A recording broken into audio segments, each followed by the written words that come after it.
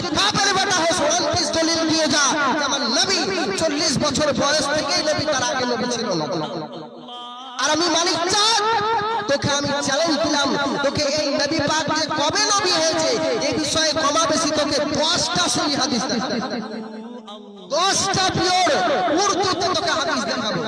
Pure না আরবিতে তোকে দলিল দেখাবো। তুই যদি বাপের বেটা হোস তুই আমার সাথে মুনাজারায় বস, সারাইতে মুনাজারা কর, আমি তোর সাথে বসতে রাজি আছি। আরে কারি ইয়াসিনকেও বলছি তুই ওর সাথে সহমত দিয়েছিস আহমদুল্লাহর সাথে, তুই যদি বাপের বেটা হোস আমি মালিক চাঁদের সাথে তুই চ্যালেঞ্জ কর, আমার সাথে চ্যালেঞ্জ কর, দেখি তুই চ্যালেঞ্জ মোকাবেলা কর তুই কত বাপের বেটা হয়েছিস। রাসূল খোদা সাল্লাল্লাহু আলাইহি ওয়াসাল্লামের নাম নিলে সুম্মু খা বলে বেদাত, হ্যাঁ বিয়াদব চোর কোথাকার, এই সমস্ত মুরব্বিদের জন্য, এই সমস্ত ভণ্ডদের জন্যই তো আজ